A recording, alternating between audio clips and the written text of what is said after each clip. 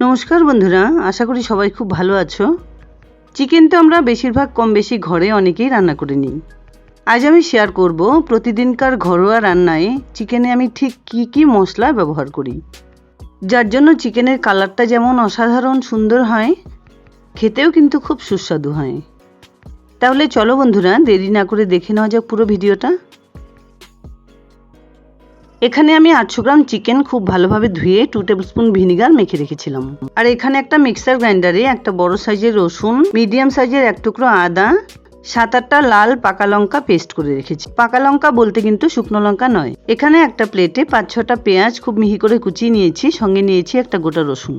আরেকটা প্লেটে নিয়েছি 2টো তেজপাতা, 2টো শুকনো লঙ্কা, কিছু গোটা গরম মশলা, 4টে মিডিয়াম সাইজের আলু নিয়েছি, সঙ্গে নিয়েছি একটা বড় সাইজের টমেটো, আর কিছু মশলার প্যাকেট নিয়েছি। রান্না করতে করতে সেগুলো তোমাদের সঙ্গে শেয়ার করব। এবার একটা কড়াই গরম করে 1/2 কাপ পরিমাণ তেল দিয়ে দিলাম। তেলটা গরম হয়ে এলে একটুখানি নুন হলুদ দিয়ে কেটে ধুয়ে রাখা আলুগুলোকে ভেজে নিচ্ছি। চিকেন বা মটনে বাঙালির আলু না হলে কিন্তু চলে না, আর তা যদি হয় চন্দ্রমুখী আলু, তাহলে তো কথাই নেই। 1-1.5 মিনিটের মধ্যেই এরকম গোল্ডেন ব্রাউন কালার করে আলুগুলোকে ভেজে তুলে নিলাম। আলু ভাজার সময় একটুখানি নুন হলুদ মিশিয়ে দিলে এগুলো কিন্তু টেস্ট বজায় থাকে। এবার ওই তেলেই দিয়ে দিচ্ছি 1 টিস্পুন সাদা জিরে, সঙ্গে তেজপাতা, শুকনো লঙ্কা আর গোটা গরম মশলা। এর সঙ্গেই মিশিয়ে দিলাম পেঁয়াজ কুচিগুলো হালকা একটু ভেজে নেবার পর ভিনিগার দিয়ে মেখে রাখা চিকেনের পিসগুলো মিশিয়ে দিলাম। রান্নার আগে চিকেন যদি একটু এভাবে ভেজে নেওয়া যায় তাহলে কিন্তু তার টেস্ট দ্বিগুণ বেড়ে যায়, আর খাবার সময়ও ছিবড়ে ছিবড়ে লাগে না। ভিনিগারের বদলে কিন্তু তোমরা লেবুর রসও ইউজ করতে পারো।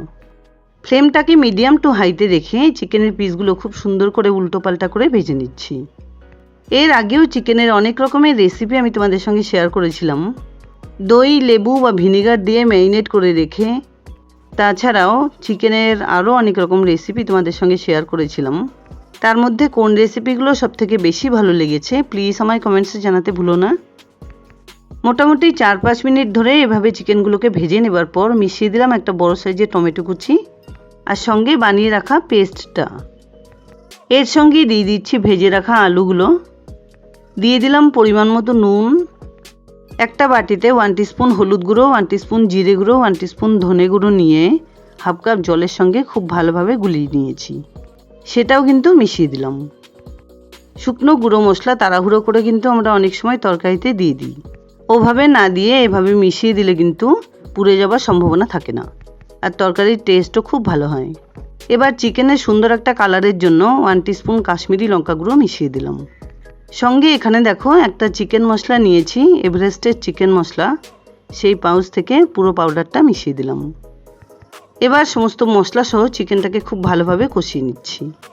কিছুক্ষণ এভাবে কষিয়ে নেবার পর ফ্লেমটাকে মিডিয়াম টু হাইতে রেখে ঢেকে 2-3 মিনিট এভাবে রান্না করে নিচ্ছি। 2-3 মিনিট পর একবার চেক করে নিচ্ছি। চিকেনটা কিন্তু অনেকটাই নরম হয়ে গেছে, সঙ্গে আলুটাও প্রায় সেদ্ধ হয়ে গেছে। আবারও খুব ভালোভাবে এভাবে কষিয়ে নেব যতক্ষণ না পর্যন্ত মশলাটা পুরোপুরি শুকিয়ে যায়। চিকেন বা মটন তো তোমরা অনেকেই অনেকভাবে রান্না করে নাও। আমার এই রেসিপিটি ফলো করে আমি যা যা মশলা ইউজ করলাম সেগুলো স্টেপ বাই স্টেপ ব্যবহার করে যদি চিকেন একবার এভাবে রান্না করে নাও, তাহলে দেখবে তা খেয়ে সবাই তোমার প্রশংসায় পঞ্চমুখ হবে। পাশের ওভেনে 2 গ্লাস জল আমি গরম হতে বসিয়ে দিয়েছিলাম। খুব ভালোভাবে চিকেনটাকে কষিয়ে নেবার পর সেই জল থেকে 1.5 গ্লাস পরিমাণ জল মিশিয়ে দিলাম। জলের সঙ্গে মশলা সহ চিকেনটাকে খুব ভালোভাবে মিশিয়ে নেবার পর 4 থেকে 5 মিনিট হাই ফ্লেমে এভাবে রান্না করে নিচ্ছি। নামানোর আগে কিছুটা পরিমাণ সানরাইজের শাহি গরম মশলা গুঁড়ো মিশিয়ে দিলাম। এই চিকেন কারিটা কিন্তু খুব একটা বেশি ঝোল হলে খেতে ভালো লাগবে না। এখানে কিন্তু আলু বা চিকেনগুলো খুব সুন্দরভাবে সেদ্ধ হয়ে গেছে। আমি এই রান্নাতে কলকাতার বিখ্যাত চন্দ্রমুখী আলু ব্যবহার করেছি। তোমরা কিন্তু তোমাদের পছন্দ মতো যে কোনো আলুই ব্যবহার করতে পারো। রান্নাটা কিন্তু আমার এখানে পুরোপুরি হয়ে গেছে। এবার একটা গামলায় এটাকে নামিয়ে নিচ্ছি। যাই হোক, দুর্দান্ত স্বাদের ঘরোয়া চিকেন কারি রেসিপি আমার রেডি অ্যান্ড সার্ভ। গরম ভাত, পোলাও, রুটি, পরোটা, লুচি সব কিছুর সঙ্গেই কিন্তু খেতে খুব ভালো লাগবে। আশা করছি বন্ধুরা আমার এই রেসিপিটি তোমাদের খুব পছন্দ হয়েছে। যদি এতটুকুও ভালো লেগে থাকে তাহলে প্লিজ ভিডিওটাকে একটা লাইক করো, শেয়ার করো ফ্যামিলি ফ্রেন্ডসদের সঙ্গে। আর আমার চ্যানেলে নতুন বন্ধু হয়ে থাকলে প্লিজ চ্যানেলটাকে সাবস্ক্রাইব করে পাশে থাকা বেল আইকনটা অলে করে দিও, যাতে আমার আপলোড করা সমস্ত ভিডিওর নোটিফিকেশন সবার আগে তোমাদের কাছে পৌঁছে যায়। দেখা হচ্ছে নতুন কোনো রেসিপি নিয়ে। ভালো থেকো, ধন্যবাদ।